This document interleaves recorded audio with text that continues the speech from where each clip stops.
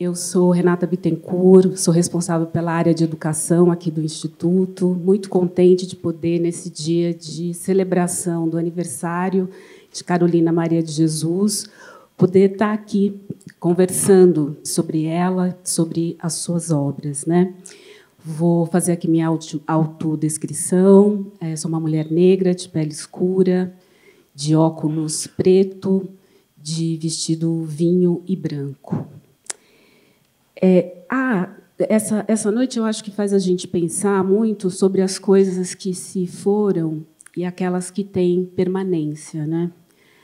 Pensar sobre Carolina como uma mulher incrível, né? De enorme força, força criadora, força de resiliência, força de transmutar, né, o que foi vivido na sua realidade em algo que alimenta a alma da gente, né? E de outras pessoas que virão, e que nos deixou, né? Ao mesmo tempo, a obra da Carolina não se vai mais, não vai nunca, né? Embora ela permanece aqui com a gente, e a exposição que o Instituto organizou ao redor da sua obra celebra isso também, essa permanência, né?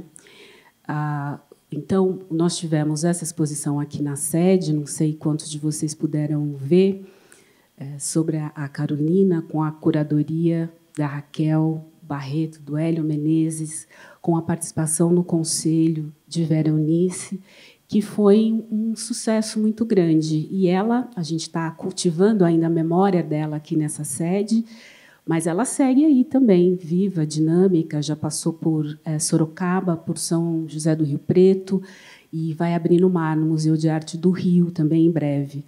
Teve ainda uma prévia num espaço cultural em Madureira, no Rio de Janeiro, e o público local se mobilizou bastante para entrar em contato com a obra, com a história de Carolina, foi bem bonito. E essa proposição, feita pelo nosso diretor artístico, João Fernandes, de trazer Carolina como um tema, né, prioritário, importante a ser cultivado no longo prazo, foi motivado por aquilo que existe no acervo do IMS, que se relaciona com a Carolina. O acervo tem manuscritos, tem fotografias, tem edições em português e estrangeiras também. Então, para a gente pensar em Carolina não como algo eventual, mas como uma pauta, não é, que ajuda a instituição a se orientar na direção da criação negra, do artista negro, não é, com a importância que essa autora nos sinaliza, né? Eu queria apresentar para vocês aqui a nossa mesa de hoje, que é muito, muito especial, começando por Vera Eunice, que também é um elemento de permanência do legado de Carolina, né, sendo filha, e que é uma professora de língua portuguesa e que participou do conselho que estudou os caminhos que deveriam ser seguidos para a constituição da exposição Carolina Maria de Jesus, um Brasil para os brasileiros, né? Ela tem atuado como docente em encontros e palestras também que abordam a história de Carolina, o seu legado, e no momento planeja a escrita de uma biografia, de Carolina. Quero apresentar também Raquel Barreto, curadora da exposição, historiadora e pesquisadora, que tem se dedicado a pesquisas relacionadas ao pensamento e à produção artística de mulheres negras. É especialista nas obras de Angela Davis e também de Lélia Gonçalves, e o seu doutorado olha justamente para a história do Partido dos Panteras Negras e as relações com a fotografia, né? Colaborou com a exposição Todo o Poder ao Povo, Emory Douglas e os Panteras Negras, prefaciou a edição brasileira do livro Angela Davis, uma autobiografia, foi cotutora do programa de residência artística do MAN e Capacete, no Museu de Arte Moderna do Rio, e agora a gente pode, aqui, em primeira mão, anunciar a exposição que vai ter curadoria da Raquel sobre Heitor dos Prazeres, no Centro Cultural Banco do Brasil.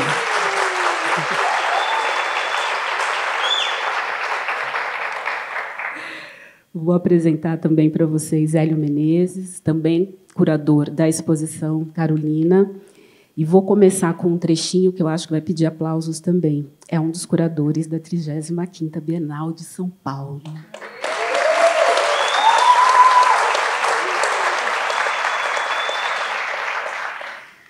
O Hélio é Affiliated Scholar do Brasil Lab, da Universidade de Princeton, nos Estados Unidos. E a gente, para mencionar alguns projetos recentes, nós temos The Discovery of What It Means to Be Brazilian, uma exposição que aconteceu em Chicago, na Ibrahim Gallery, no Centro Cultural São Paulo, onde ele foi curador de arte contemporânea. As exposições Abre Caminhos e também Atravessar a Grande Noite Sem Acender a Luz, uma individual de J. Mombassa, também no Centro Cultural São Paulo. Foi curador da exposição Histórias Afro-Atlânticas, que vocês se lembram, que aconteceu no MASP, que foi eleita pelo New York Times como a exposição mais importante daquele ano. Então, vocês veem que eu estou muitíssimo bem acompanhada, vocês também. Queria falar ainda que essa exposição, quando foi feita aqui, e isso acho que se repete nos outros espaços, é também uma exposição que é um presente para a área de educação, né? Então, nós pudemos, além de fazer as visitas, organizar ações de formação e pudemos contar com Luciara Ribeiro, que eu não sei se está aqui hoje, que fez parte da equipe de curadoria e que fez um desenho muito rico e interessante, né, trazendo a perspectiva sobre a obra de Carolina e também sobre os artistas negros que estavam presentes na exposição. Então, seguimos celebrando também esse momento de interlocução com professores da rede pública sobre Carolina, né? E aí que, nesse dia de aniversário de Carolina, tem um presente para ela e para nós, que é este livro, que é um catálogo da exposição, mas não só, e a gente vai poder ouvir os organizadores da publicação falarem um pouco mais para a gente hoje sobre essa obra, que também permite e contribui, na verdade, com a permanência dessa reflexão de uma Carolina que não para de se expandir, né, nos sentidos que podem ser encontrados na sua história e na sua trajetória.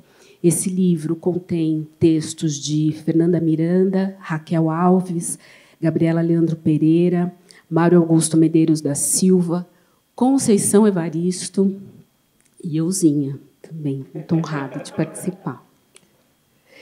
Então, esse livro vai estar à venda, já está aqui na sala da frente, para quem quiser adquirir, vale muito a pena, muito desinteressadamente, eu diria, que está super bacana. Vou dizer que está à venda também nas outras sedes do IMS, porque depois essa palestra vai ficar no YouTube disponível para quem quiser assistir. E queria também dizer que a gente vai abrir para perguntas depois das falas, vão ser feitas por escrito, vai haver um orientador de público aqui no corredor para fazer a coleta de quem quiser participar com a gente dessa roda. Então, eu gostaria de começar passando a palavra para Raquel e Hélio, para que a gente faça esse papo, agradecendo mais uma vez pela presença de vocês aqui hoje.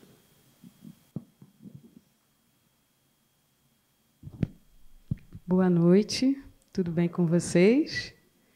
Eu queria expressar a minha e a do Hélio, a nossa enorme felicidade de estar aqui com vocês hoje para celebrar o aniversário de Carolina Maria de Jesus, que aqui no Instituto Moreira Salles se tornou Carolina Presente, uma forma de celebrar o aniversário da autora todos os anos nessa data de 14 de março, que é uma data muito simbólica para a comunidade negra brasileira. Quis a história que no dia 14 de março de 1914 nascesse Carolina Maria de Jesus e Abdias do Nascimento. Eles nasceram no mesmo dia, no mesmo ano. E quis a história, por suas tragédias, que, nesse mesmo dia, em 2018, a vereadora Marielle Franco fosse assassinada, né? E a gente continua 5 anos sem resposta sobre quem foram os mandantes do crime. Então, é importante que isso também seja ressaltado, apesar de estarmos num dia de celebração. Não podemos esquecer que isso também constitui parte da história, um pouco da nossa experiência de pessoas negras no Brasil.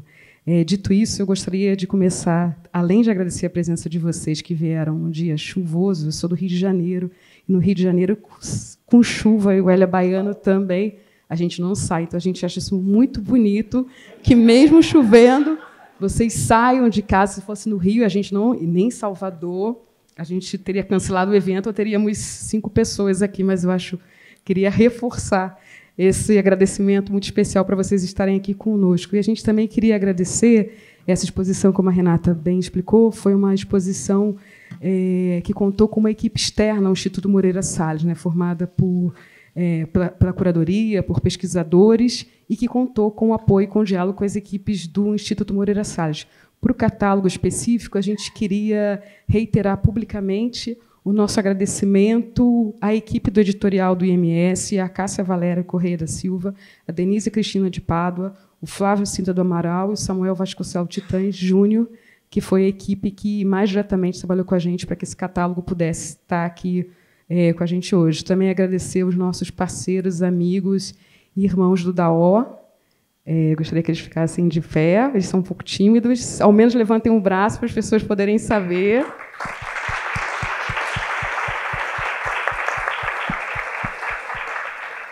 Obrigada.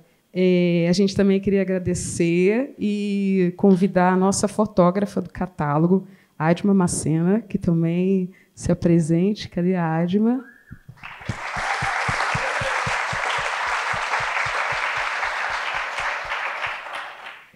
Queríamos agradecer às pessoas artistas. Temos a fortuna que contamos com algumas delas hoje aqui conosco. Não sejam tímidos, pessoal. Ao menos dá um... Obrigada pela presença de vocês.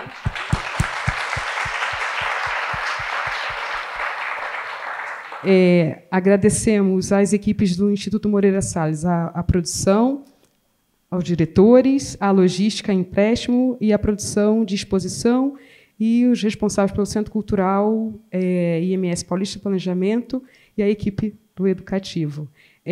Também, nesse momento, gostaríamos de agradecer a nossa arquiteta de exposição, que está aqui conosco, a Isabel Xavier.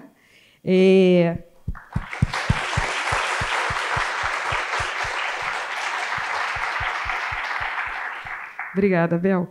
E dizer que essa equipe contou com assistência de curadoria em São Paulo, da Luciara Ribeiro, que eu acho que, infelizmente, não está conosco. E agora, não sei se vocês estão sabendo do segredo, mas a exposição vai para o Rio de Janeiro. Vai abrir em junho no Museu de Arte do Rio. Quem gostou pode ver de novo no Rio de Janeiro. E nessa etapa da exposição, a gente conta com a assistência de curadoria do Felipe Rezende, que está aqui conosco. Felipe.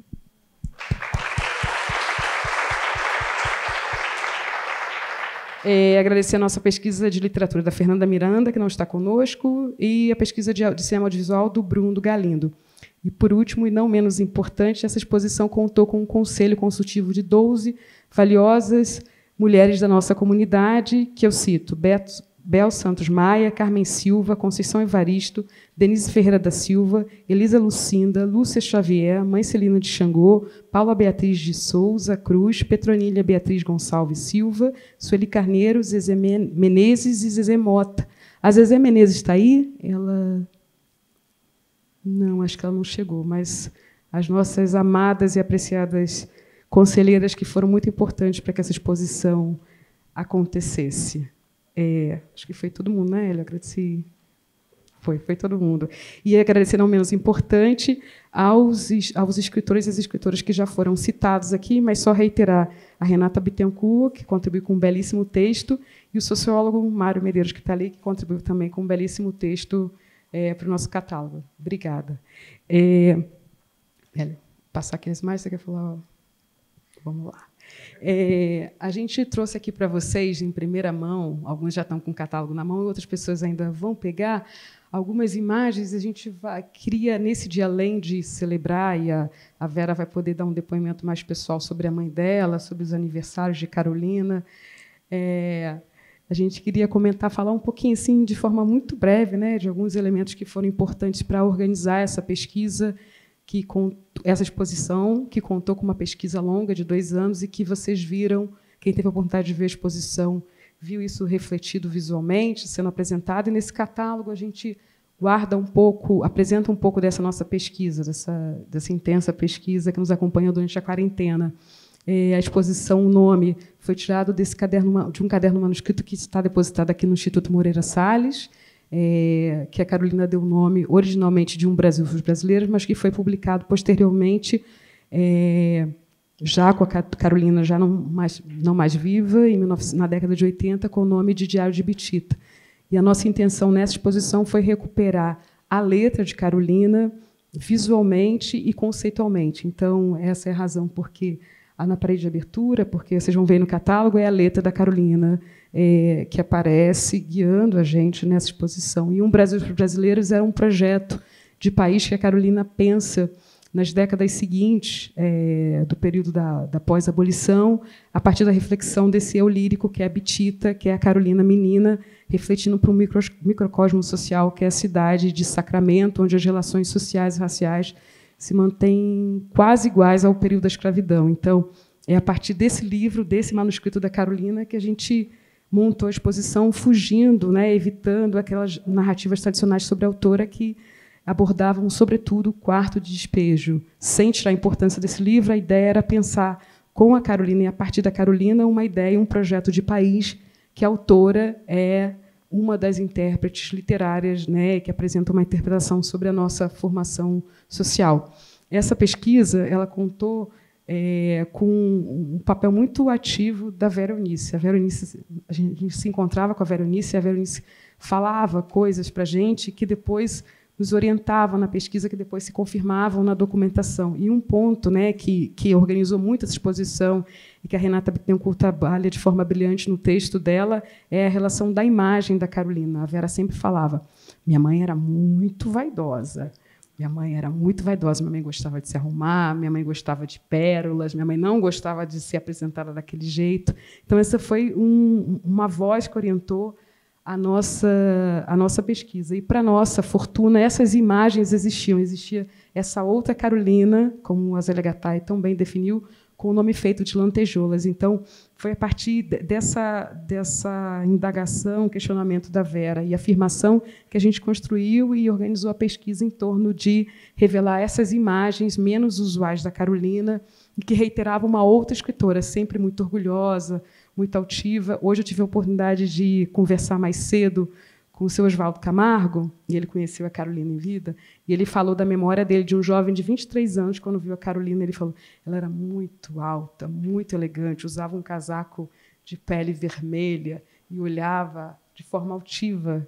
E essa corroborar essa experiência, que nos é narrada de forma oral, com a documentação, com as imagens, foi um encontro muito feliz. Então, essa é a razão porque na exposição a gente incidiu em determinadas imagens e não em outras. Essa foto aí da abertura, ela é uma foto assim, ela tem uma história muito legal. Ela era uma foto pequenininha de um fotógrafo francês chamado Henri Ballot, que inclusive parte do acervo dele está no Instituto Moreira Salles, e a Carolina foi ao Rio de Janeiro e escreve um texto sobre o cantagalo, e fazem essa foto lá. E a foto aparecia assim, minúscula no jornal, na revista O Cruzeiro. E aí, com a mágica, todo o aparato, a tecnologia do IMS, a gente transformou uma foto minúscula nessa foto de entrada, que mostra a Carolina ali de forma central, e que se distanciava dessas usuais imagens que nós estávamos acostumados a ver de Carolina. Boa noite. Vou emendar aqui com a Raquel, porque essa também é uma fotografia que faz a capa desse livro, só para compartilhar um pouquinho com vocês também todo o nosso processo, porque a gente sempre ouvia isso da Vera, A minha mãe era vaidosa, tinha muitas imagens de minha mãe que não são exatamente as imagens mais conhecidas.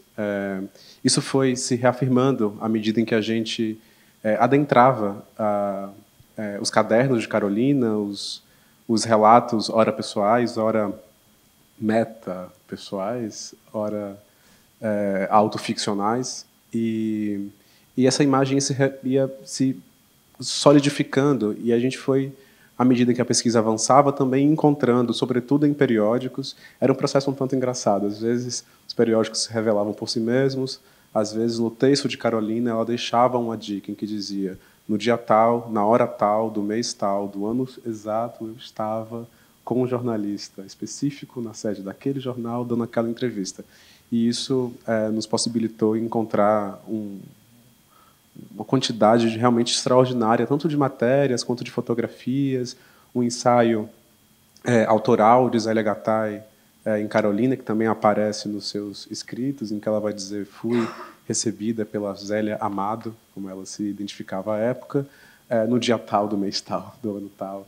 E ela fez fotografias minhas com o meu vestido sensacional. Então, tudo isso eram pistas mesmo, que a própria Carolina foi deixando para a gente foi logo entendendo que se tratava, intencionalmente ou não, de um projeto político de manutenção de memória, né? Ela conseguiu firmar-se, documentar-se e, sobretudo, deixar um material para que o futuro, em algum momento, que algumas pessoas pudessem contar e recontar e reexibir a sua história. Então, sobretudo para quem vem de famílias cujas histórias foram rompidas pelo colonialismo, pelo racismo, e continuam sendo, com dificuldade de encontrar fotografias, com dificuldade de confabular relações familiares e árvores genealógicas. Carolina deixa para a gente um material extraordinário, tanto escrito quanto também visual. Enfim, lembro agora da nossa emoção chegando em janeiro de 2020, vésperas de pandemia, na cidade de Sacramento. A gente nem imaginava que o mundo dali a um mês e pouco ia parar,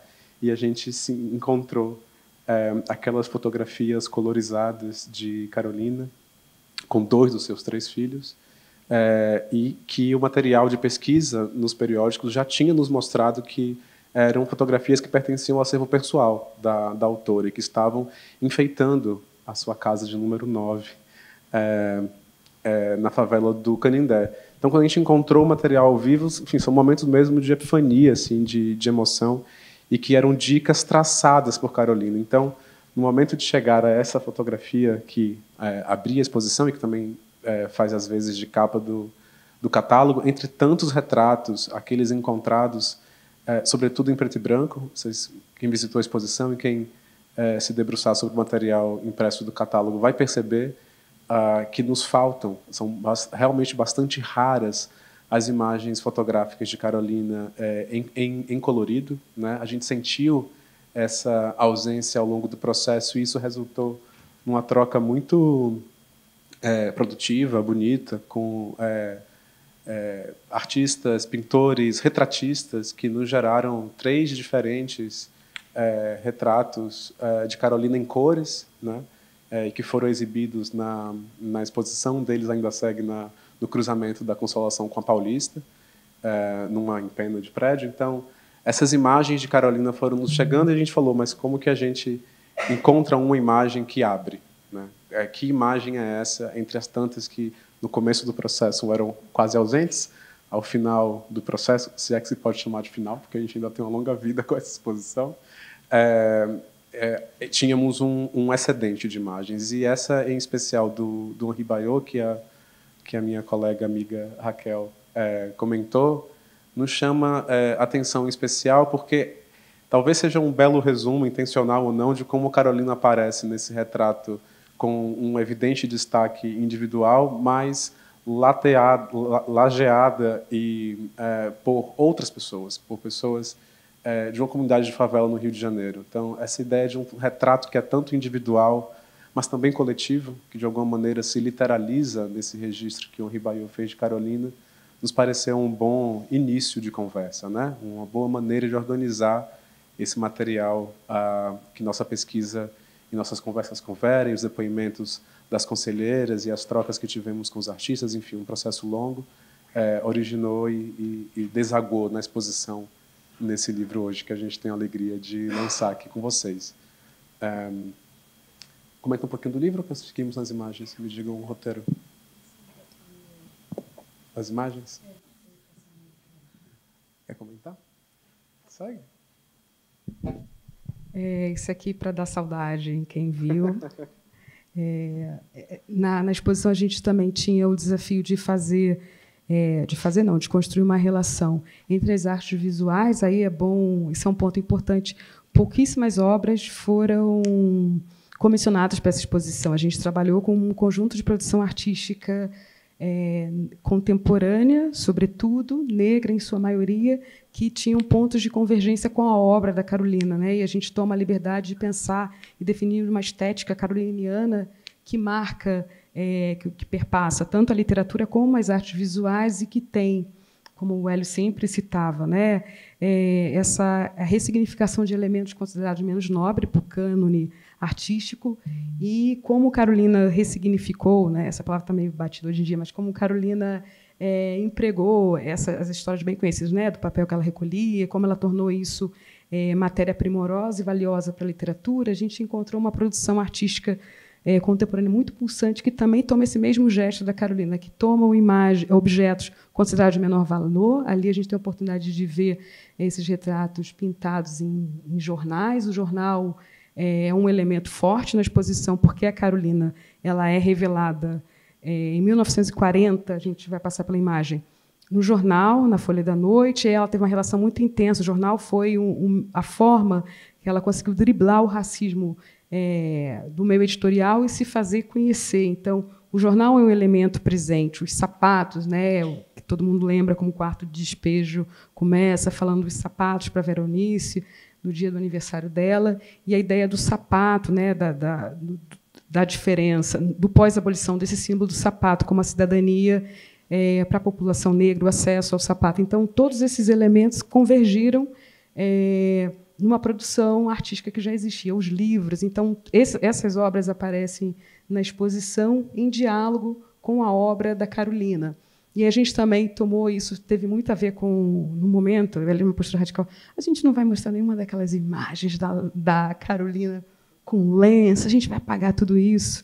Aí a gente já recebeu, não sei se vocês já ouviram a palavra de Sueli Carneiro, aí a Sueli Carneiro, numa reunião de conselho, deu uma chamadinha, aquelas que ela faz isso não, lembra de Lélia, ressignificar, voltei com ressignificar, pegar o que é considerado de menos importância na sociedade brasileira, o que é deixado de lado, e transformar, dar a volta por cima. E aí a gente, seguindo a orientação de Sueli Carneiro, apresentamos essas imagens de Carolina, essas usuais imagens em contexto, né, de uma outra forma, uma outra interpretação possível. E aí muitos desses elementos que se fazem presente, e o símbolo da bandeira, né, a bandeira nesse momento muito em disputa, né, que é um momento bastante particular da história do Brasil, em que teve seu momento trágico no dia 8 de janeiro, que a bandeira do Brasil significa, se torna, né, um símbolo, acho que nem mais em disputa, sequestrado pela extrema-direita no Brasil, e a gente toma a bandeira também como um símbolo dessa exposição.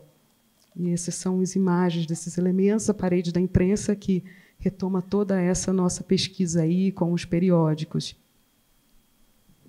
Essas imagens que a gente está passando aqui atrás são algumas vistas da exposição realizadas pela ADMA, e que estão todas também aqui no livro. A gente pode estar aí passando para dar um gostinho, para quem não está com o livro em mãos ainda, das imagens que vão compondo essa publicação.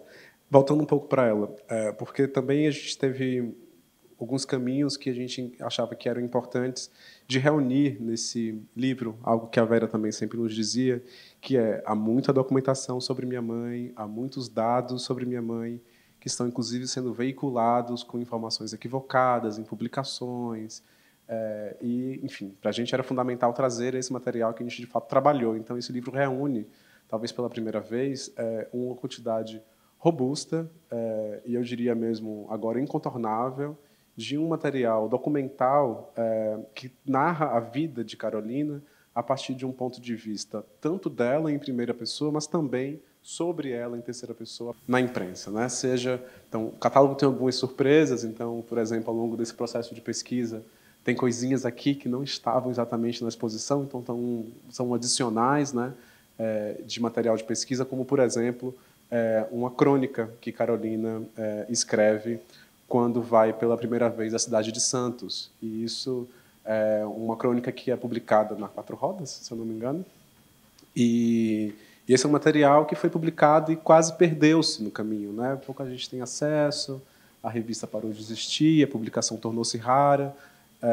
E com esse catálogo a gente consegue, mais uma vez, aqui trazer textos quase inéditos ou semi-inéditos de Carolina, que foram publicados por aí e se perderam no caminho. Então, o catálogo traz um pouquinho dessas surpresas, mas eu acho que talvez mesmo o ponto que eu gostaria de sublinhar é, para além de reunir o material documental da exposição, os registros das obras individualizadas, os registros das vistas, de modo que quem não visitou pode, de alguma maneira, como que visitar a exposição, e quem revisitou matar as saudades, para usar as palavras da Raquel, mas a gente também fez questão, e vocês vão ver, de trazer aquele volume. Quem visitou a exposição lembra, era uma exposição de leitura, sobretudo, a gente se deparava com esse dilema. É uma exposição, mas é a exposição de um autor, então quem quiser que vá preparado com seus óculos, porque de fato vai ser um excesso de leitura, e era essa a intenção. E trouxemos para cá todas, ou quase todas, aquelas frases que vocês, quando visitaram a exposição, se depararam, seja pelas escadas do MS, sejam pelos pilares do MS, nas paredes das salas expositivas, enfim, no elevador do MS, dos lugares em que a gente foi ocupando. E por que essa urgência? Além, claro, da importância de documentar isso, de ter esse material publicado, Carolina foi uma autora profícua, ela escreveu todos os dias de sua vida, até o final de sua vida, e fez inúmeras tentativas de autopublicação, algumas delas bem-sucedidas, seja na imprensa, seja posteriormente em forma de livros, né? 2 dos seus 4 livros publicados em vida foram autopublicados, né? Esforços dela mesma em fazer isso acontecer. Então a gente achava que era uma importância política significativa de ter esse material também publicado aqui, reunido, né? Isso em primeiro lugar. Eu diria que em segundo, não sei se segundo, mas em mesmo grau de importância em trazer essa documentação escrita, reunida, documentada sobre Carolina, são as realmente incríveis, a gente é suspeito de dizer, mas as incríveis, importantes, belas, desafiantes leituras que as autoras e autor convidados para esse catálogo contribuem. São, de fato, ampliações de leituras e possibilidades de entender Carolina. A Fernanda Miranda, que foi nossa irmã, parceira, nesse processo, estava conosco lá, naquele bendito janeiro de 2020, na gloriosa cidade de Sacramento. A Fernanda, a gente sempre dizia isso, a gente continua dizendo, a Fernanda, de alguma maneira, nos ensinou a ler Carolina, porque ela veio com um certo olhar mesmo, que nos instrumentalizou, na melhor acepção desse termo, a ler Carolina com um olhar mais crítico, mais denso, mais carinhoso também, percebendo o enorme tom irônico, o enorme tom jocoso que Carolina tem também em seus textos, a alegria que subjaz nas entrelinhas, etc. Então, esse modo de ler Carolina aparece aqui no texto da Fernanda Miranda, que é, de fato, uma pérola. Eu diria que, como para a gente, Raquel e eu sei que posso falar em nosso nome, foi um óculos mesmo, que mudou o modo de pegarmos o material de Carolina, seja já publicado, seja as quase, mais ou menos, 6.000 páginas manuscritas e inéditas que nós encontramos nessa nossa ida a Sacramento, que foi a base de nossa leitura cotidiana durante a pandemia e que gerou também essa exposição e publicação. Na sequência do texto da Fernanda Miranda no catálogo, a gente tem uma contribuição incrível da Raquel Alves, pensando, sobretudo, os modos, como se deu desse processo de publicação do Diário de Bitita, ou seja, de um Brasil para os brasileiros, esse manuscrito que nós, a partir do qual nós lastreamos a exposição, a publicação do Jornal de Bitita, primeiro na França e depois do Diário de Bitita no Brasil, como uma tradução a partir do francês e não do original mesmo de Carolina, e todas essas travessias editoriais que esse livro passou. Então, enfim, uma leitura mais do que recomendada. Na sequência, a Gabriela Leandro Pereira fornece uma interpretação analisando as contribuições de Carolina, sobretudo de um ponto de vista urbanístico, ou seja, como que não só o Quarto Despejo, a Casa de Alvenaria, mas a própria ação e presença política de Carolina tinha impactos e leituras sobre a cidade, sobre a urbe, bastante singulares, interessantes, em especial num Brasil de final dos anos 50, começo dos anos 60, em que vários projetos de país estavam em disputa, o país do desenvolvimentismo, e Carolina mostrava esse quarto dos fundos, né, esse quarto de despejo. Nossa Renata Bittencourt contribui com uma leitura no texto que ela faz de retratos de Carolina, como se constrói essa identidade visual, como Carolina também se apropria, se desfaz, se refaz, como a imprensa a focaliza, e as estratégias de Carolina em ora responder, ora escapar desses enquadramentos, e como, enfim, como a própria Renata também vai nos mostrar, a impossibilidade de enquadrar a imagem de Carolina, porque ela era mais forte do que as tentativas, por vezes reducionistas, de como retratá-la, né? O Mário Augusto Medeiros Silva, que está aqui conosco nessa noite, contribui com um texto que ele faz, de fato, uma expansão da possibilidade de leitura das relações de Carolina com os ativismos negros de seu tempo. Esse foi, de fato, um material que nossa pesquisa para a exposição, o texto dele também nos ajuda enormemente a compreender como, diferentemente de uma certa narrativa que posicionava ou tentava posicionar Carolina como uma autora desconectada ou pouco conectada com as lideranças, os temas, as questões, os debates dos movimentos e associativismos negros do seu tempo, mostra, pelo contrário, como ela participou desde rodas de saraus do movimento negro a ações de rua e outros modos de associação, clubes em homenagens em clubes, etc., como ela foi ao Rio de Janeiro, a Porto Alegre, a outros lugares do país, em encontros com comunidades negras, que é, de fato, um retrato, se a Renata me permite dizer, mais um retrato de Carolina, que esse livro, e em especial o texto do Mário, ajuda a elucidar. E, por fim, não menos importante, definitivamente, a Conceição Evaristo, que contribui com um ensaio inédito. A Conceição foi, ao longo desse processo, uma das conselheiras, como já dissemos, né, que compôs esse grupo, que nos orientou, que conversou, e a Conceição sempre insistia para a gente num olhar contemporâneo de Carolina, como Carolina foi responsável por fundar um certo modo de literatura no Brasil, aliás, um certo modo e uma genealogia da qual a própria Conceição se coloca como descendente. Então, a Conceição termina o livro abrindo para esse universo que, a partir de Carolina, se revelou e se revela no Brasil, ainda presente. Esse é o catálogo, a estrutura geral do catálogo. Renata, a gente ainda tem um tempinho? Eu queria comentar aqui com vocês um pouco. Quando a gente começou essa exposição, a gente tinha algumas questões, como a Eli falou, uma visão talvez um pouco senso comum, que a pesquisa foi nos revelando outra possibilidade. Uma fonte rica para a nossa pesquisa, pela complexidade que envolvia, foi a imprensa. O Eli sempre falava assim, não é uma exposição de periódico, Raquel, não é uma exposição. A gente dá uma publicação, dá um catálogo só dos periódicos que publicaram quase cotidianamente no ano de 1900, depois de agosto de 1960, quando Carolina lança o Quarto de Despejo, até 61, todos os jornais do país, ao menos um dos jornais, tinha algum texto sobre Carolina Maria de Jesus. Ela era convidada para falar sobre tudo. E aí, nesse material da imprensa, a gente teve a oportunidade de perceber determinados movimentos e entender uma dinâmica, uma dialética, uma capoeiragem da Carolina, de entender a contradição dos jornais, porque os jornais, esse é o primeiro registro conhecido da Carolina, que antecede a reportagem que a gente vai passar do Audálio Dantas.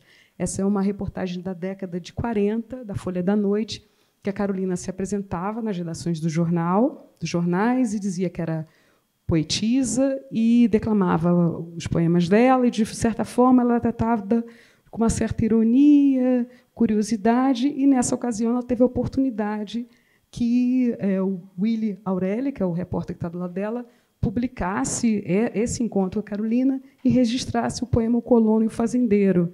Então, nessa capoeiragem que eu falo, nesse movimento que é dúbio, que a Carolina consegue registrar o primeiro poema dela, O Colono e o Fazendeiro. Então, na exposição, isso era muito ruim, quase difícil de conseguir ler. Agora, no catálogo, vocês vão poder ter a oportunidade de ver esse material e entender a autonomia e o agenciamento da própria Carolina, que sempre fez esses movimentos de publicação. Então, a gente reúne as matérias da década de 40, que é essa, essa poesia Fogões e Panelas. A gente não conseguiu apresentar na exposição porque a qualidade não era possível, mas para o catálogo foi possível trabalhar a imagem. É uma reportagem da Carolina no Rio de Janeiro. A Carolina morou no Rio de Janeiro e se apresenta exatamente numa redação de jornal e consegue que publiquem um poema dela e ela se apresente.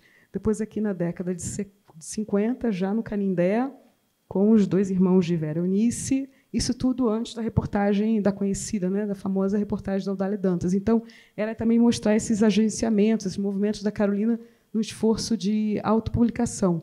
Essa é a reportagem mais conhecida, né, de 58, depois a do Cruzeiro, e outros, e depois a cobertura aí da imprensa. A gente selecionou uma parte desse material, porque não tinha como apresentar tudo, e aí entendendo como é que a imprensa comunicava a Carolina, como a Carolina era chamada para falar de assuntos da cidade de São Paulo. Se lembra da mágica que eu falei para vocês? Ali, ó, aqui, está vendo ali, pequenininho? Então, foi dali que saiu a foto de abertura da exposição. Vocês viram o trabalho da mágica que foi? Tecnologia do IMS aqui que transformou aquela foto ali na foto de abertura da exposição. Então, foi essas mágicas, assim, a gente se mandava mensagem para ela, às vezes 1h, 2h, olha que eu encontrei, vem aí, abre isso aí. E era sempre essa alegria, essa possibilidade de descobrir, né, escavar esse material, que só foi possível também graças ao fato da hemeroteca digital da Biblioteca Nacional estar disponível e a gente poder fazer essas pesquisas. E aí esse todo acompanhamento. Essa é uma reportagem da Carolina na Argentina, uma foto também dela pouco conhecida, caminhando em Buenos Aires. Então, a repercussão dela na imprensa internacional. Então, essa foi uma parte. Essas reportagens não entraram na exposição, dela comentando as reformas de João Goulart e outras situações. Essas também a gente não tinha conseguido exibir na exposição, e aqui está. O lançamento de Casa de Alvenaria ainda foi publicado na imprensa, e o lançamento também do Pedaços da Fome, né, o terceiro livro da Carolina, que também foi noticiado no Globo. E a gente conseguiu aqui reunir esse conjunto de materiais. E essa crônica que o Hélio comentou, da Quatro Rodas, uma crônica quase inédita, que na exposição também não foi apresentada, e aqui vocês vão ter a oportunidade de ler essa crônica da Carolina. E aqui começam os textos que estão sempre apresentados junto com as imagens da obra que vão acompanhando esses textos. Eu acho. Acho que é isso, né? Enfim, vocês podem ter observado, de fato, o catálogo, este livro, esperamos, um manancial para novas pesquisas, novos pesquisadores, novas pesquisadoras, que abram o olhar. A gente se deu conta, Raquel e eu, ao longo do caminho, na realidade, da enorme responsabilidade que tínhamos em nossas mãos ao reunir esse material, que sequer está completamente divulgado e publicado aqui, né? Ainda tem mais coisa, então fica de spoiler para a itinerância do Rio de Janeiro. Mas a ideia é mesmo essa, né? Que seja um material de recordação do que foi a exposição, um material de um catálogo mais estrito sensu, no sentido de reunir as imagens, as obras, os artistas participantes, os textos dos analistas, mas também, e esse é o nosso objetivo, reunir um material documental que encontramos, torná-lo público, torná-lo mais acessível, torná-lo mais acessível, acho que é mesmo essa palavra, para que novas pesquisas sobre Carolina continuem florescendo e fortificando. Espero que vocês gostem. Obrigado, gente.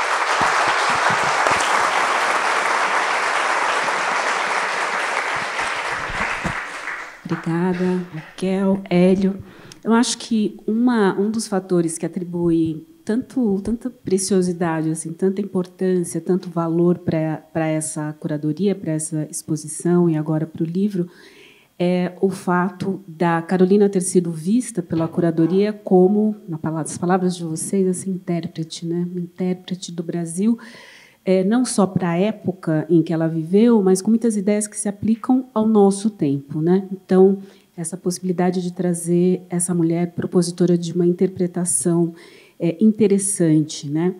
E o segundo fator, eu acho que é justamente a apresentação da Carolina como essa figura complexa, né? Num lugar onde a representação da mulher negra tende a ser unidimensional, ou achatada, ou estereotipada, de apresentar uma Carolina complexa e multifacetada. E acho que, para isso, acontecer. Foi muito importante a contribuição de Vera Eunice, por isso te passo a palavra agora. Vera, por favor.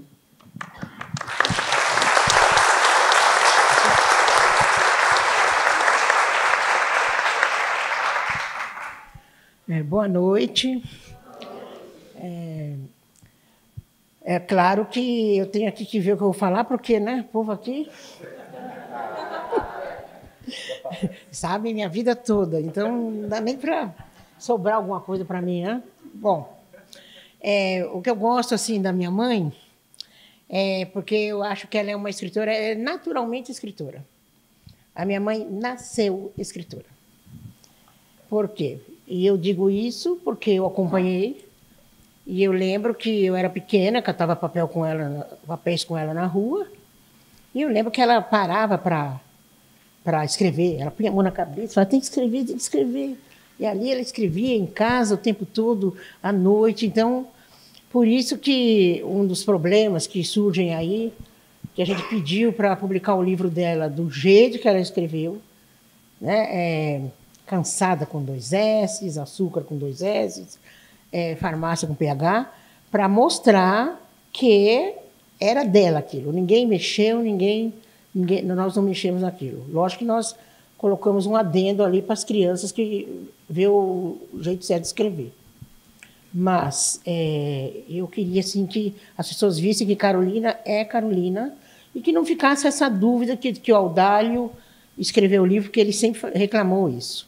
Porque ele disse que nem que ele fosse um mago, porque eu não sei quem teve a oportunidade de conhecer o Audálio Dantas, mas é uma pessoa muito inteligente, falava muito bem, e ele não tinha condição de escrever um quarto despejo do jeito que minha mãe escreveu. Quanto à exposição, quando me falaram da exposição, um português ligou na minha casa e me falou, olha, eu quero fazer uma exposição da Carolina Maria de Jesus. Eu falei, mas aonde? O Moreira Salles, vamos fazer uma exposição. E aí o português falou que era espanhol. Falei, aí minha cabeça, o português que fala que está na Espanha. Aí minha cabeça virou um parafuso. Aí ele espiou, aí eu tenho um amigo na Espanha, falei, procura esse espanhol aí na Espanha para mim. E aí ele falou, quem tem bons amigos sempre sabe, né? Quem procurar. E aí me falaram que ele era um espanhol, que ele era um português, que ele era diretor de um museu muito importante na Espanha, Museu Sofia, né? E que ele estava muito bem lá na Espanha, mas ele queria vir ao Brasil para fazer uma exposição da Carolina Maria de Jesus. Então, depois que eu tive todas essas informações, aí eu comecei a aceitar o português aqui. E aí surgiu o Hélio, que é uma maravilha, a Raquel, e eu gosto muito do trabalho deles porque eles foram na fonte. Olha, eles foram para Sacramento, eles foram para tudo quanto é lugar, eles viajaram. O João Fernandes, né, também foi junto. Então, foi um trabalho de campo, não foi uma coisa assim de pesquisa de Google, nada. E eu sei que foi mesmo uma coisa assim, muito importante. E quando eu cheguei aí na exposição a primeira vez, eu não imaginava que fosse nessa magnitude. Eu imaginava uma exposição de Carolina Maria de Jesus. Como minha mãe tem muitas homenagens, de todo tipo de homenagem, a minha mãe tem. Escola, ruas, bibliotecas, peças teatrais, né? Porque eu sempre falo, uma mulher que escrevia de tudo. Peças teatrais, contos, provérbios, romances, diário, tudo ela escrevia, né? Então, eu não esperava que fosse nessa magnitude. E a exposição me mostrou coisas de antes de eu nascer. Por isso que eu falo, eles sabem mais minha vida do que eu, porque coisas que eu não imaginava. Eu vi aí, como aquela foto, ela, aos 26 anos, 24 anos, 26, né? Já era uma escritora, já estava nas redações atrás de imprimir os poemas dela, de editar os poemas dela. Então, porque o pessoal fala, né, que o Audálio foi quem quem a descobriu. Não, na realidade, ela descobriu o Audálio, porque ela já era escritora. Então, não foi o Audálio que formou ela, escritora. E essa foto que vocês colocaram aí foi prova disso, né? Então, hoje, quando eu fiquei pensando, vou lá falar o quê? Porque eu já sabia que tinha os dois aí. Deixa eu pegar. Então, eu dei uma de Carolina e peguei um papel rápido, ela pegava na rua um papel, escrevia. E falei, bom, vou escrever aqui para Carolina. Então, vou ler para vocês. Carolina Maria de Jesus. Em primeiro lugar, parabéns pelos seus 109 anos comemorados hoje, dia 14 de março de 2023. Tenho tantas novidades para falar para a senhora. Hoje, a senhora está muito reconhecida no Brasil e no mundo todo. Infelizmente, na cidade em que a senhora nasceu, Sacramento, Minas Gerais, ainda está bem esquecida. Me perdoe o pessoal do Sacramento aí, mas... o pessoal do Sacramento ali. Mas vamos falar de coisas boas. A senhora nem imagina o que o Instituto Moreira Salles organizou. Montou uma exposição, Um Brasil para os Brasileiros, no qual mostrou, e ainda está mostrando, toda a nossa vida. E tem um detalhe muito importante. O nome Um Brasil para os Brasileiros é o nome que a senhora mais gostava de falar.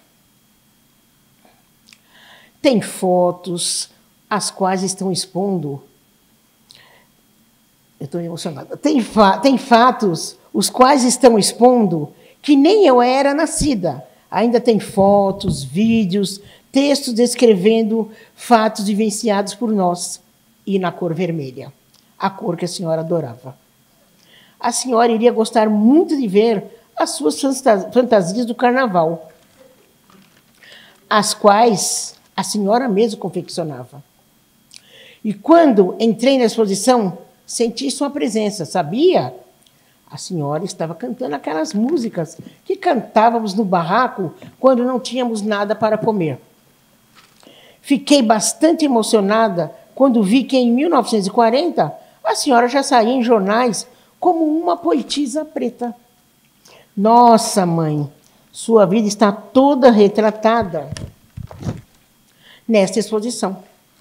Hoje, no seu aniversário, estamos lançando um catálogo contando toda a nossa vida dentro dessa exposição. Está muito lindo. Outra coisa, viu?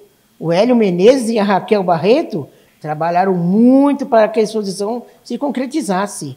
Ah, mas o mais legal a senhora não sabe. O português João Fernandes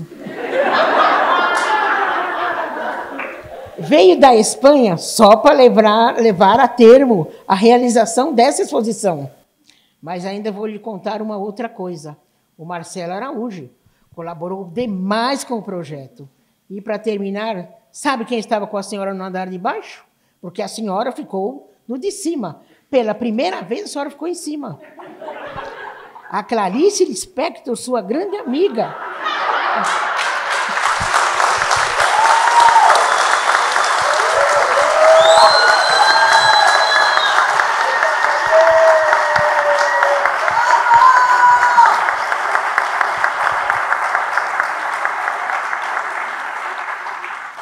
Uma escritora tal qual você. Mãe, sei que a senhora não está mais aqui entre nós, mas tenha certeza que eu, sua filha, Vera Eunice de Jesus, estou vendo tudo o que fazem em sua homenagem. E, em seu nome, agradeço demais ao Instituto Moreira Salles, a todo o Conselho Consultivo e a todos que colaboraram com a exposição. Muito obrigada.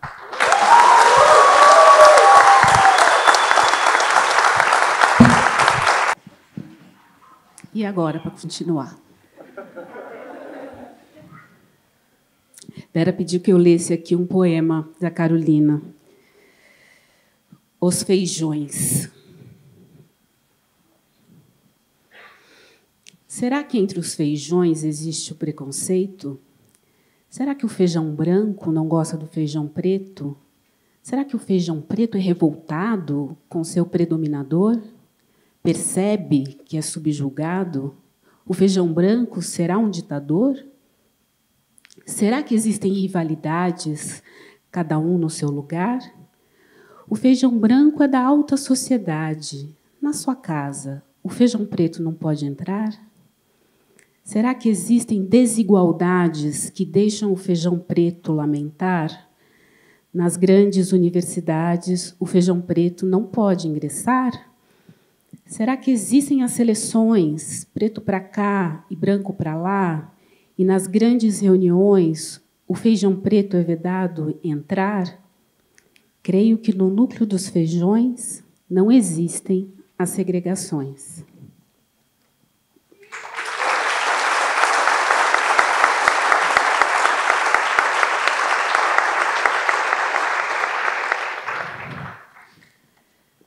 Tudo bem?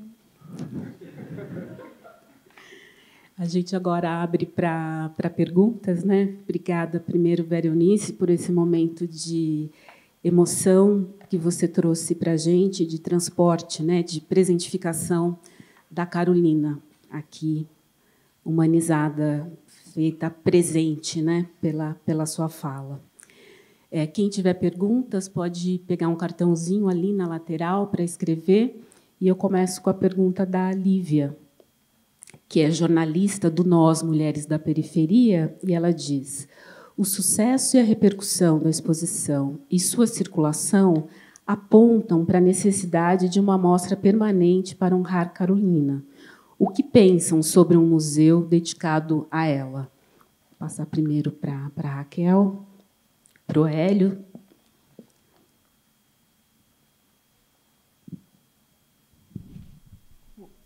Museu, Vera? Que história é essa de museu? De Sacramento? Não, eu não sabia desse projeto do museu. É aquele de Sacramento que você tinha conversado com a gente? Na verdade, é uma pergunta. Como vocês veriam a ideia de haver um museu dedicado a Carolina, exclusivamente a ela? Importante. Mas é porque a Vera há muito tempo tem esse desejo, né, de criar a Fundação Carolina Maria de Jesus, que abrigasse a biblioteca com os livros dela. Então, isso é uma coisa que, em algum momento, ela já conversou várias vezes com a gente desse desejo. Então, acho que seria uma boa oportunidade agora, já que a gente já tem essa exposição da materialidade num lugar permanente, para esse material e para o tanto que a gente ainda tem para exibir. Uma coisa curiosa, em 2 dias eu tive, enfim, por questões outras tal, eu tive a oportunidade de conversar com a artista Ana Pi, e ela me contava sobre quando ela leu Carolina pela primeira vez e como Carolina transformou. Enfim, é uma coisa que a gente já está acostumado a ouvir, né? As pessoas falam: eu li Carolina, minha vida mudou, li Carolina, minha vida transformou. E a Ana Pi foi mais uma dessas, e apenas 2 dias ela me comentou e disse: eu não consegui ver a exposição, ela hoje reside em outro país, mas me chegaram imagens, me chegaram relatos, me chegaram comentários dos meus amigos, colegas, artistas que participaram, muito elogiosos, etc. E ela terminou um comentário dizendo assim: o que vocês estão fazendo com Carolina é tão rico, e isso tem acontecido com outras personagens no Brasil, que agora esse país vai ter que dar um jeito de estabelecer um lugar de memória permanente para todos eles. E é curioso que a primeira pergunta que aparece 48 horas depois dessa conversa com a Ana diga a respeito justamente sobre essa mesma necessidade, né? Enfim. Dona Vera. Vera, por favor. Eu acho que foi muito importante, principalmente para a comunidade negra. Porque quando eu entrei a primeira vez na exposição, nós resolvemos, vamos ver a exposição, vamos ver. Quando eu vi Clarice Lispector, exposição de Clarice Lispector, foi subvida a Carolina, a diferença é gritante. Eu vi na exposição da Clarice Lispector, isso porque as duas eram amigas, a elite, a riqueza, uma vida diferente, uma vida de sociedade assim bem abastada. Quando eu subindo da minha mãe, já vi logo ali, salve ela! Eu falei, meu Deus do céu, é a vida, é nossa, é a população negra, são as comunidades, né? Então, é bem diferente assim, a situação. Não tinha aquelas panelas bonitas, aqueles objetos lindos que tinha na Clarice, né? Mas eu achei que tinha mais vida, né? Mais alegria, mais Brasil. E passando assim em primeira mão, né? O João Fernandes não vai falar, mas os Estados Unidos, mulheres negras na escrita nos Estados Unidos, já estão conversando com o João Fernandes para levar a exposição para os Estados Unidos. Eles fazem questão de levar.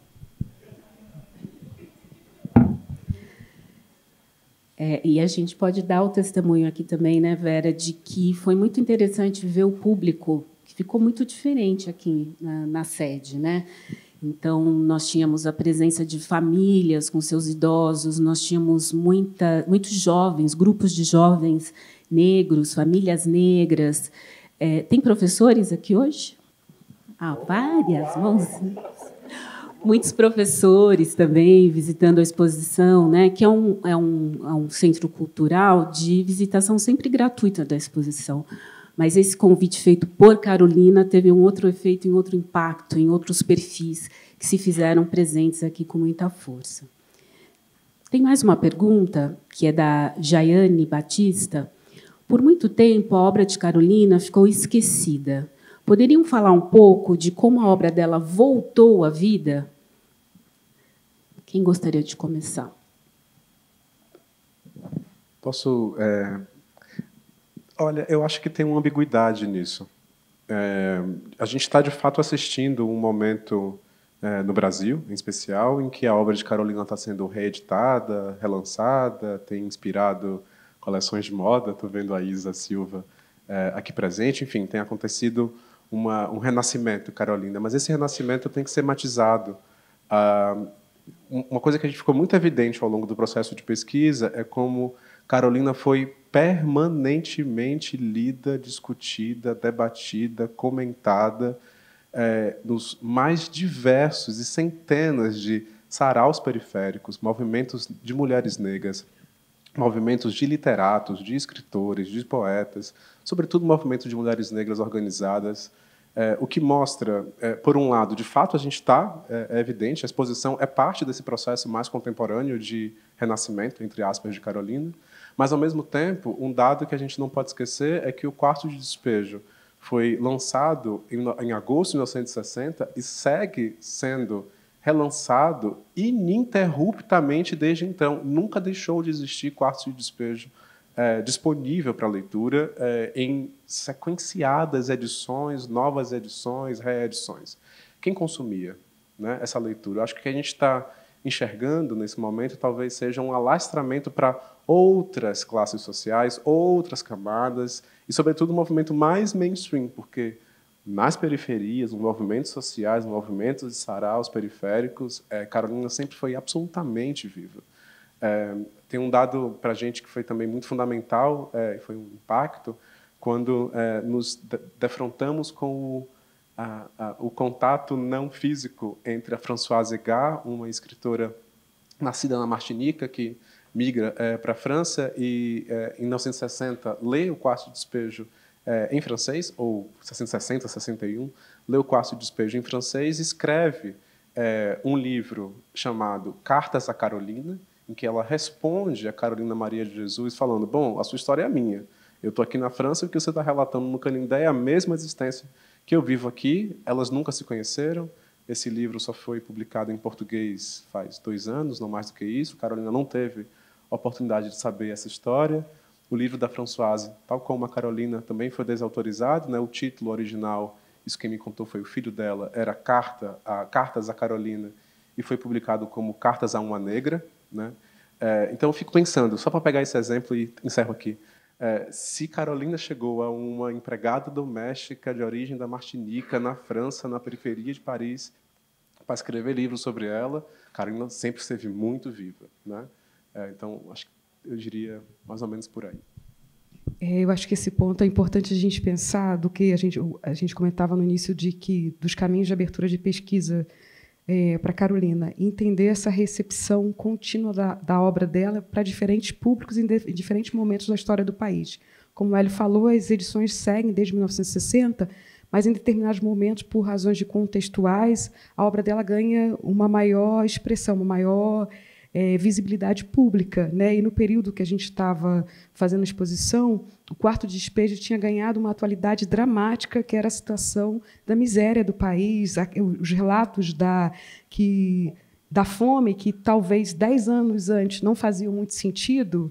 Durante a pandemia, aqueles relatos eram muito reais. Então, em vários momentos, nós fomos abordados e vimos o Quarto de Despejo reaparecer nesse contexto da miserabilidade, um contexto muito dramático e cruel. Por outro lado, acho que esse dado às vezes foge à percepção nacional. O livro foi publicado, a gente encontrou na exposição 17 traduções, incluindo, pasmo, persa, incluindo japonês, incluindo húngaro, edição para as duas Alemanhas, né, na época a Alemanha Ocidental e a Alemanha Oriental.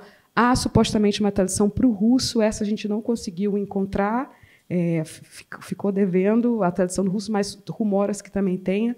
E nos Estados Unidos, não só o Quarto de Despejo, mas os outros livros com nomes diferentes, adaptados, enfim, partes do Quarto de Despejo que no Brasil saíram póstumamente também foram publicados em inglês. O Diário de Bitita, publicado em inglês, francês, espanhol, Casa de Alvenaria em espanhol, em inglês.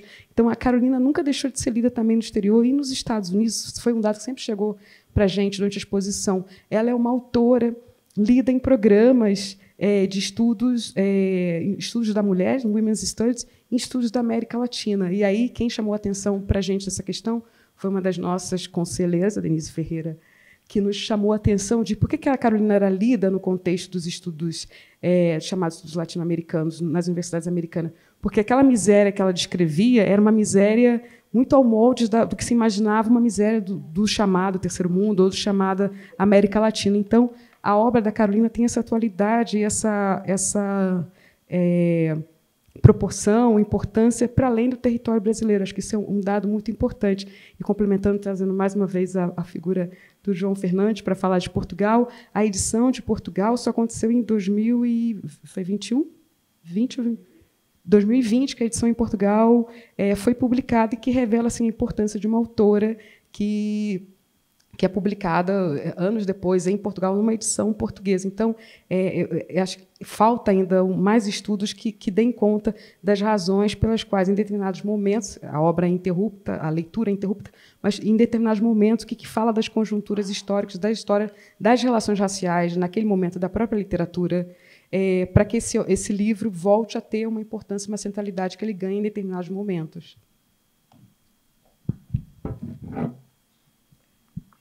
Na realidade, a minha mãe, ela é uma escritora, ela escreveu de tudo. É impressionante.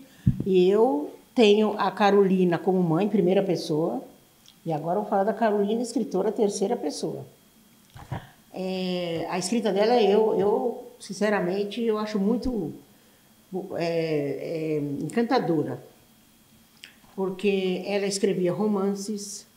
Os romances dela, essa semana nós tivemos uma reunião, está aqui a Rafaela que pode falar, são tantos romances, então o conselho se divide, né? Porque a Rafaela parece que queria o escravo, né? E eu também achava que o escravo seria muito bom, porque vem contando uma história lá do tempo da família dela, tudo. Mas estamos pensando em fazer aí Pedaços da Fome, mas com o nome que ela escolheu.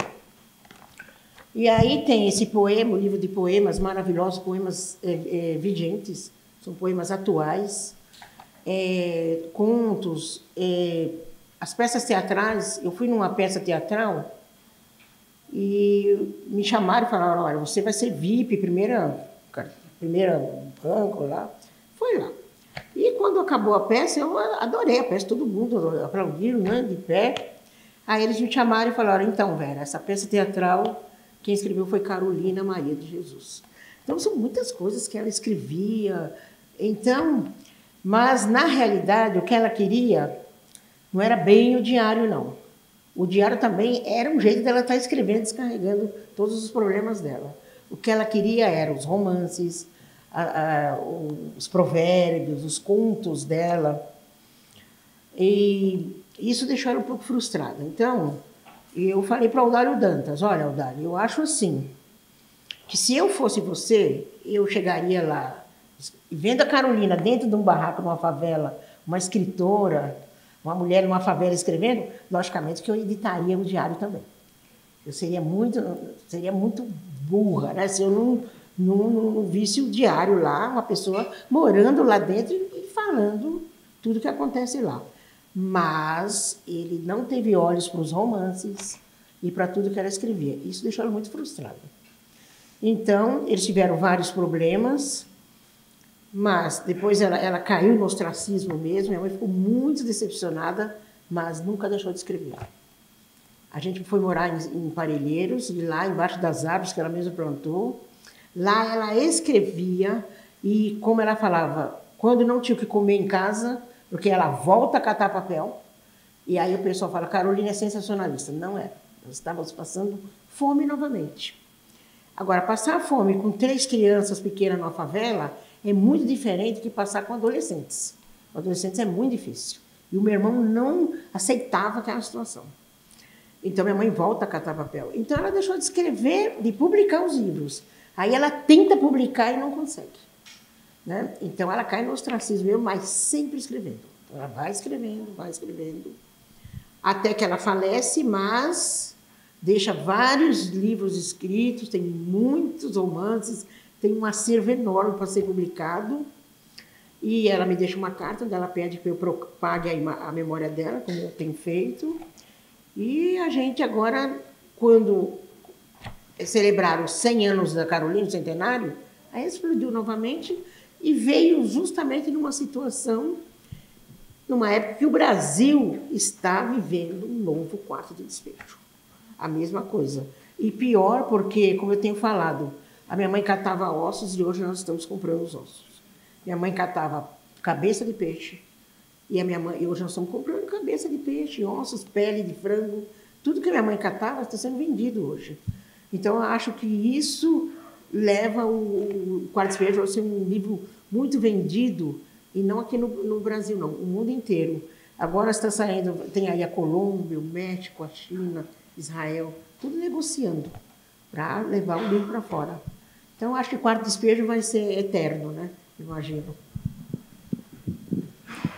Vale lembrar também a importância do trabalho dos professores que mantiveram Carolina viva dentro das escolas e os grafiteiros também dentro dos bairros, né, com muitas imagens.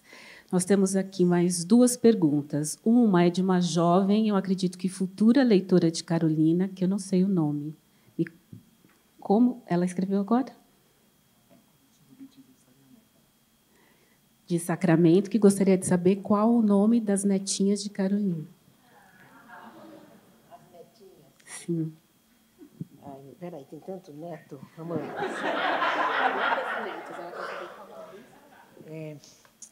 Bom, a mais velha é a filha do meu irmão. O João faleceu e não teve filhos. Né?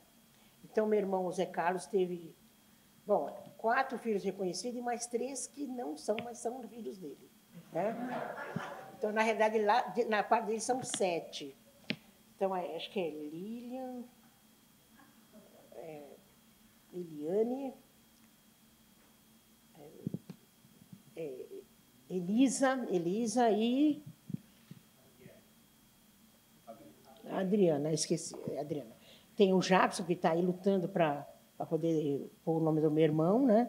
Tem uma Ana Carolina também, tem um outro também, que acho que é Rafael. Meu irmão é... Agora, meus tem o Ricardo, né? Que ela conheceu. Tem a Marisa, que está aqui. Tem a Adriana, estou confundindo os nomes tudo. Tem Luciana e tem Paulo César e o Lucas, né, que é o caçula. Esses aí são bisnetos. Os bisnetos? Bisnetos tem a Bárbara, né, que está na Alemanha, tem Patrick, vai, ajuda aí, Marisa. Murilo, Matheus, Beatriz, Lorena, Sofia e Theo. Muita coisa, muita gente. É uma família até grande, né? Viu? Tem uns da sua idade aqui na frente.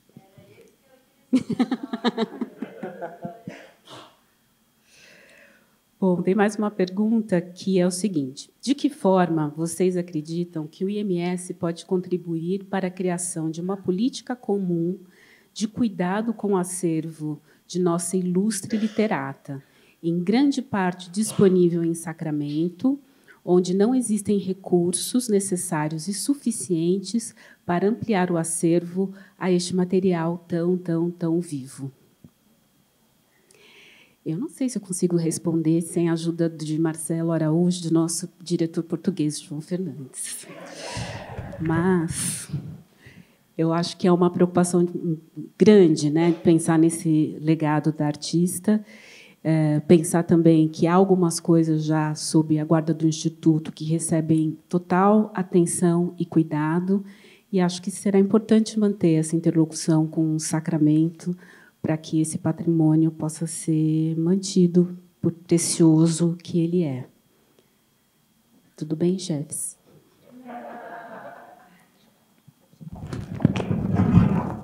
O tema é que o acervo da Carolina é muito grande, né? E a minha mãe tinha a mania de você falar: ai, que livro bonito, Carolina. Leva. Depois você me traz, vê lá o que você acha. Então, e minha mãe era muito brava. Você falava: a senhora vai dar o livro? Vou. Então, né? E aí, ela foi percebendo que ninguém devolvia as coisas para ela. E aí, quando ela faleceu, antes de falecer, um ano antes, que ela estava com a cabeça pensando já o que ela ia resolver, ela me deixa uma carta enorme. E nessa carta ela fala: olha, vai... Inclusive, esse pedido dela, depois da carta, veio um papelzinho, que ela deve ter achado papelzinho, lembrou, falou: opa, deixa eu pôr isso aqui. Vai atrás dos livros do meu acervo que eu deixei para as pessoas. E ainda falou: vai com seu marido. Eu lembro perfeitamente. Fui atrás, estou indo atrás. Então, veja bem, quando ela faleceu, eu resolvi que eu ia pegar todos os livros dela. E eu levei o acervo para onde? Sacramento, né? Porque o pessoal do Sacramento está ali. E essa pergunta veio de lá. Então, e aí, eu falei: puxa, minha mãe saiu de lá de Sacramento, assim, muito magoada com o Sacramento, mas eu fui a Sacramento, fui muito bem recebida, me trataram muito bem, né? E muito magoada com o Sacramento também, eu.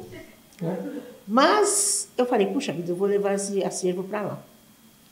E quando eu levei o acervo para lá, eu entreguei para o Serk, né, que a esposa dele está aí. É o pai da obra. Não é seu marido mais. Agora não. Então, entreguei para ele, né? Ele é uma pessoa assim, muito... Ele é apaixonado pela Carolina. O pessoal até falou que ele deveria ter nascido Carolina, o pessoal fala lá. Então, ele tentou fazer muita coisa, mas é uma politicagem, a política entra... Bom, resultado, o acervo está dentro da cadeia que ela apanhou. E aí o pessoal não aceita. O pessoal não aceita, os pesquisadores. Então, Moreira Salles tentou mesmo. Foi lá, conversou, falou que ia fazer muita coisa pela cidade, ajudar a cidade. Quis trazer o acervo para cá, eles não deixaram. Quis ajudar a conservar o acervo lá, eles não aceitaram. O pessoal do Moreira Salles ficaram 3 dias lá. Eles não aceitaram. Então, está lá dentro de umas pastas, lá nessa cadeia. Mas Moreira Salles já foi lá, a Biblioteca Nacional já foi lá, o Museu Afro já quer, todo mundo quer. O Instituto Paulo Freire, em Caruaru, pediu, todo mundo quer. mas eles não cedem, não fazem e não cedem, só deixa palavrado. Né? Agora entrou... Quem que entrou, Marisa? Quem que entrou? Você não está prestando atenção, não?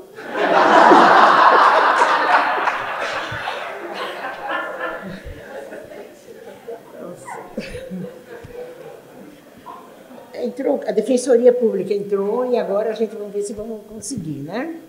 A gente tem uma advogada, a Roberta, não sei se ela está aí, ela está lá. Ela está aí oferecendo para poder também ajudar a trazer. Então, agora, a pessoa, quando ele tem o acervo assim, da Carolina, eles acham que é deles. Então, eu não sei, eu não tenho nada dela, tudo meu é assim, então, nas bibliotecas, a pessoa vê. Eu fui ver que Carolina Maria de Jesus, ela falava, eu escrevi o Quarto Espejo em papéis de pão. Eu achava utópico, falei, não é possível. Né? Mas eu vi no Museu Afro, a senhora Vera, você vai ficar emocionada como você vê. Eu e a Conceição Evaristo colocaram o Quarto Espejo e escrevi em papéis de pão. Está lá, eu não pude nem pôr a mão, porque está assim, mas foi em papéis de pão. Agora, eu fui ver agora aos 60 anos, porque todo mundo que tem que ver isso aí. Isso aí não é para ficar dentro da casa do Audálio Dantas, da filha do Audálio Dantas. A mulher dele não quer ceder. Né?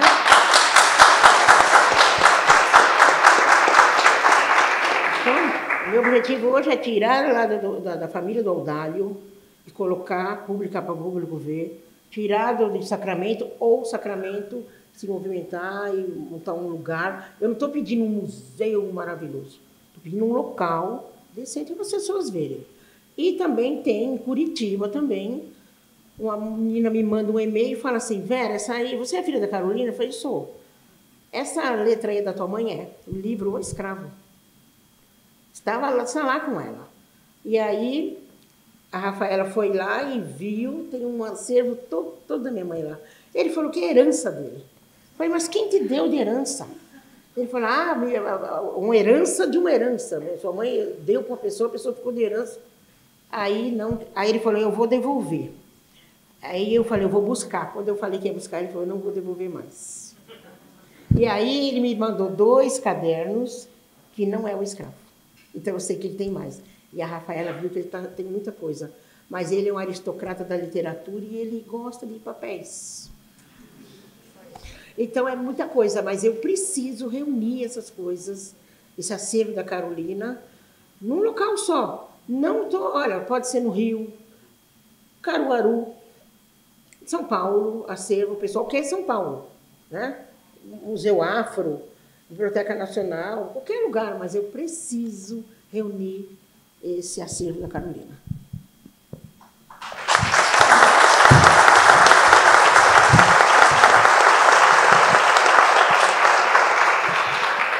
Sabem que hora é agora?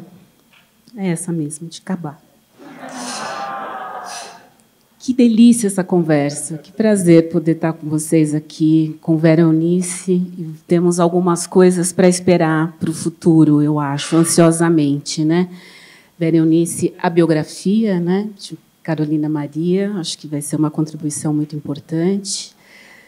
Muito obrigada, Hélio e Raquel, por poderem trazer de novo essa vivência das reflexões de vocês sobre Carolina. Temos também que aguardar a próxima Bienal de São Paulo e a exposição de Heitor dos Prazeres. Quero convidá-los, então, quem tiver interesse em adquirir a publicação, o catálogo, o livro lançado hoje sobre Carolina Maria de Jesus, ele está à venda aqui no foyer dessa sala. E agradecer a todos vocês que atravessaram alguns, eu sei, dilúvios para chegarem hoje aqui e participarem desse papo. Claro. Eu só queria uma palavrinha, porque eu estou vendo uns rostinhos conhecidos aqui dos artistas, alguns artistas que participaram da exposição. Então, só para nomeá-las e pedir uma salva de palmas. Se eu não estiver enxergando alguém, então, por favor, se manifestem. Mas eu vejo a Lídia Lisboa, que está ali.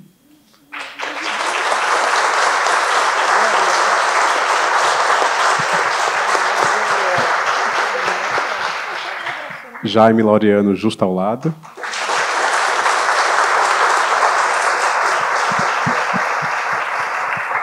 Maré de Matos, mineirinha ali, quietinha.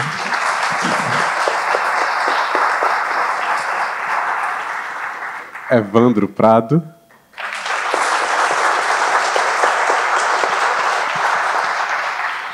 Flávio Cerqueira.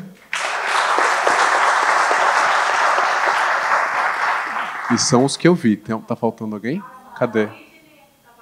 Ah, Sidney, presente. Cadê a Rafa Bicuia também? Rafa Bicuia, que tava... Eu vi lá embaixo. Cadê? Rafa deve ter saído. Quebradinha, Nenê.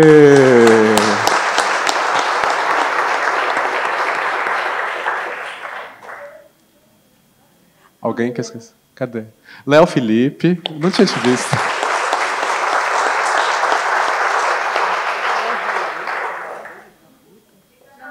Janaína. É Janaína? Oh, Janaína. Legal que você veio. A gente está sem óculos, hein? Ajuda. Cadê? Ricardo está aqui? Ricardo Aleixo. Pelo amor de Deus. Outro mineiro. Um beijo, querido. Acho que é. Já foi. Foi, né? Bom, é isso. Eu não estou vendo. A Zezé Menezes está aí? Não. Bom, é isso, gente. Obrigado. Obrigado por todas e todos.